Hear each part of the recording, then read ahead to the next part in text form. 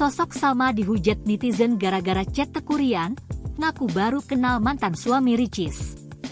Sosok Salmania, selebgram yang diduga dekat dengan Teuku Ryan mantan suami Ria Ricis. Kabar kedekatan Salmania dan Teuku Ryan ini ramai jadi perbincangan.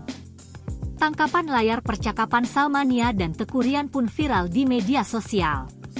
Warganet alias netizen pun ramai mempertanyakan sejak kapan keduanya menjalin kedekatan, sebab Teuku Ryan diketahui belum lama bercerai dari Ria Ricis. Selain itu, sosok Salmania pun banyak dicari dan ramai dituding panjat sosial alias pansos. Wajah Salmania pun dibanding-bandingkan dengan mantan istri Teuku Ryan. Menilik dari akun Instagram pribadinya Salmania, ia memiliki pengikut lebih dari 197.000 followers.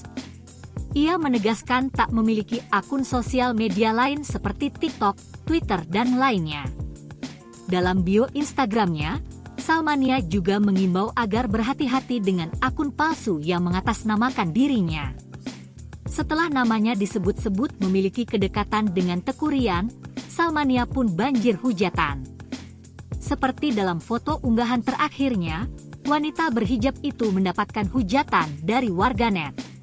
Bahkan ia disebut panjat sosial saat mengunggah bukti percakapan dengan mantan ipar Okky Setiana Dewi itu.